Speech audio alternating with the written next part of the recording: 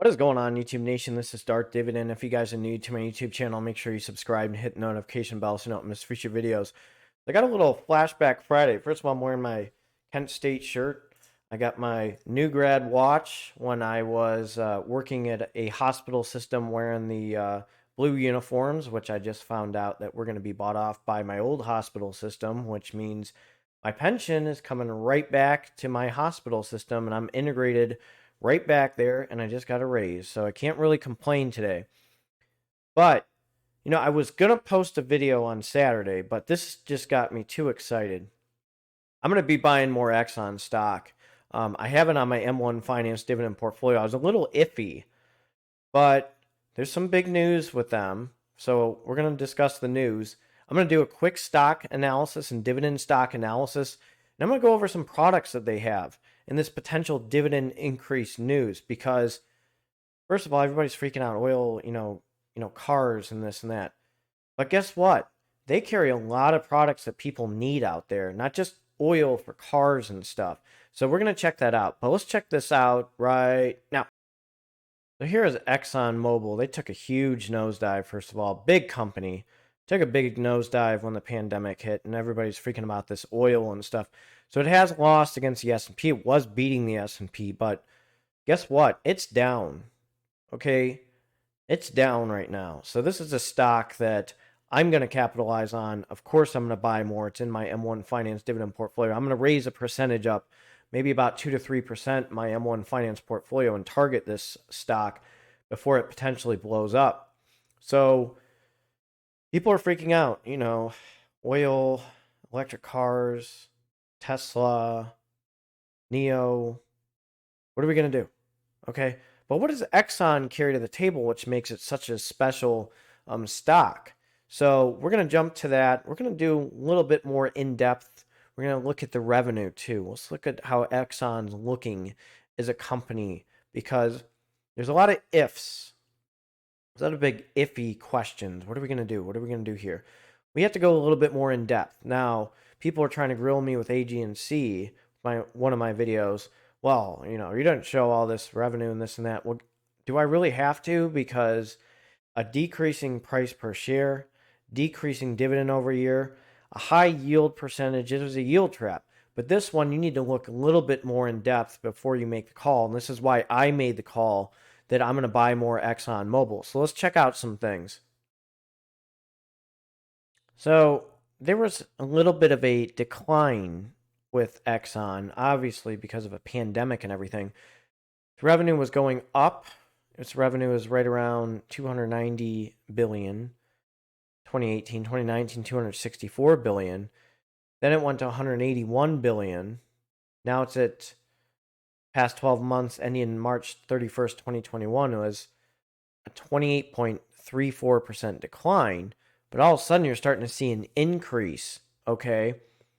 Exxon revenue for the quarter ending in March 31st, 2021 was 59.147 billion, a 5.32% increase year over year. So you're seeing consistency, okay? It was down, starting to come back up. And this is what I like about it. And they will do whatever they can to get their dividend going. They have the reputation of being a leader in the as a stock in the dividend investing community. So they're not going to let us down. I fully believe that they're not going to let us down. Now, they could decrease their dividend, but I have a ton of confidence in these guys. Okay? So here's some information, just quarterly, and here's your quarterly growth. Okay, 2018, 2019, 2020. A little bit down, obviously because of the pandemic. But you're starting to see some green, okay? You're looking at the green. So things are starting to increase. Things are starting to look promising as a company. I feel very confident in this looking at the graphs. Now, again, I always say about price per share, if it keeps on going down, what's going on. A few other things. There's a few other things we need to look into for the financials. So a little bit of a scatter bomb. So the gross profit, it's, a little stagnant. It goes from 411. Okay, this is in Um, 411,000, basically, I'm pretty sure this is in millions. 400, okay. 249, 208, 244, 290, 264, 181. It's down. So the operating income was down, obviously, because of a pandemic and all this stuff. But this is what these guys bring to the table. Before I jump to their dividend history, this is what these guys bring to the table, which make them an attractive dividend stock. Okay, they're in the polymers, okay? The butyl, okay? So this is very important, okay? This is butyl rubber is a top of the line X-Pro specialty elastomers. ExxonMobil provides top quality products, technical expertise, and global supply reliability to help you succeed. So this is important. Okay, butyl rubbers are everywhere. I mean, it's crazy how much they have of butyl rubber. So, I mean, medical, there's just so many things that they have of butyl. That's just one thing.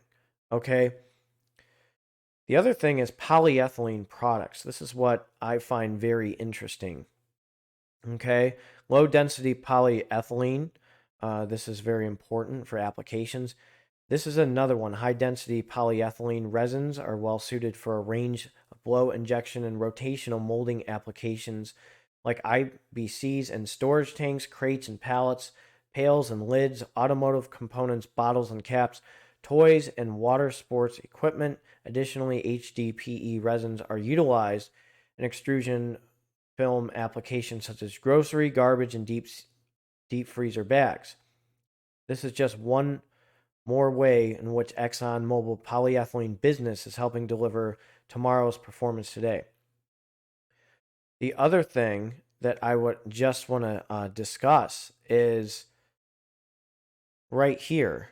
Okay, there's just so many products that they have that you just don't even know that you're using. And this is what makes them, this is what attracted me to them. Okay, let me go over some of the things that are just very, these ones right here, the branched alcohols and the neo acids. Excuse me. I'm still like coughing. It's ridiculous. So this is important. Okay, surfactants, industrial applications, cleaning and oil and gas. Okay, these alcohols synthesize derivatives used in industrial applications. So it's not just, you just think of them doing one thing. They are well diversified for the consumers. Don't forget, one last thing, solvents and fluids. Okay, this is important. Why is that important? Okay, so right here, hydrocarbon fluids. Okay, so they're well suited solvents, dispersants, and dilutants and carriers of many applications. So these solvents that they carry, first of all, right here, okay, these things are incredible. Okay, so Napper 6. Okay, this is really cool. Isopropyl alcohol. Gee, how often do we need that? Secondary butyl alcohol. This is really good with coatings. Mineral spirits and white spirits. This is another thing for a replacement for kerosene. So you're seeing all these really diversified products that these guys carry. And this is, it's not just cars what make these guys special. So I wanted to just go over that real quick with a lot of you guys as investors. And this is what sold me on this, okay? And the polyethylene products, polyethylene glycol, I don't know if you know what that is, but that's kind of with Miralax, like a, is a, geez. It's basically a osmotic laxative that gets people to go to the bathroom. So there's a lot of these things for syringe tips. Okay, how many times do you get labs drawn? Okay, you're always going to go to the doctor and get um, labs drawn. Okay, seals, gaskets, and grips. So these are things that You you go to the doctor, you get lab work, you get thyroid levels checked, cholesterol levels checked. These things are important, okay? These are high in demand. I mean, how many times in the hospital I see the thing we call a rainbow, this color, that color, green, pink, purple, blue, okay? So think of all these labs that are drawn too. So I'm going to jump to the dividend history of ExxonMobil real quick.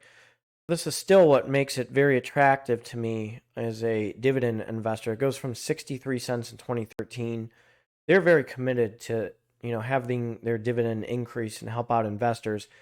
On May, they delivered a dividend on May 12th of 87 cents. So they are still increasing their dividend, which makes it very attractive and a very good, it's a 5.43% dividend yield, an annualized dividend yield of $3.48. That's very important for investors. I like the 3 to 5% range. That's what I really like about Exxon as a dividend stock. Okay, it's not appearing to be a yield trap, but if you bought the dip, kudos to you. Okay, it's 87 cents. That's pretty nice. Okay, for $60. Think about this. Verizon, okay, is right around the 50s, and this is $60. So, and you're getting 87 cents. So, how can you say no to this stock as a dividend stock? You get a good bang for your buck. It's increased its dividend over time. I really like the way the price per share is affordable for a lot of dividend investors. It's less than $70. I'm hoping my shares of QYLD buy stocks like ExxonMobil. I feel very confident in their business strategy, their CEO. I feel very confident in, and I really feel confident overall in their dividend. So I could be wrong. Again, I'm not a financial advisor, but, and this is not financial advice, this is for entertainment purposes, but I really like the way things are going. And let's talk about the latest news in the press. I wanted to conclude with that. So this is important news. Exxon stock could rise 40% with big dividend growth. So the Bank of America analyst Doug wrote a report that Exxon is likely to raise its dividend by the fourth quarter of this year, capping a remarkable turnaround for the stock. I like turnarounds. I like business philosophies. CEO is strong. I believe in the CEO. Exxon took drastic measures last year to conserve cash, even temporarily suspending matching payments to some employee retirement accounts. The dividend cost the company $14.9 billion. Hefty sum a year when it made $14.7 billion in operating cash and spent $21.4 billion on capital and exploration expenses. Exxon borrowed substantially, ending the year with $20.1 billion more net debt it had in 2019. But spending restraint and the recent increase in oil prices to a 2.5-year high has changed Exxon's fortunes this year. In the first quarter, Exxon was able to pay its dividend and capital expenses out of its cash flow. Very, very important. Okay? So, this is something we need to keep an eye on. Okay? Why, supply and demand. So, remember, these guys are going to stand strong. They've been strong for a long time. They're not going anywhere. I feel very confident in these guys. So, last year they did not increase their dividend, which I'm showing you right here. But again, they're doing what they can to sustain the dividend and possibly increase the dividend, which gives me the utmost confidence in them. I have way more confidence in them than AT&T stock. So let me know what you think of this video. If you're new to this channel, make sure you subscribe and hit the notification bell so you don't miss future videos. I will post a video tomorrow, but I really wanted to post this. I was really excited with the changes and the announcements that ExxonMobil made. So you guys take care and have a good one.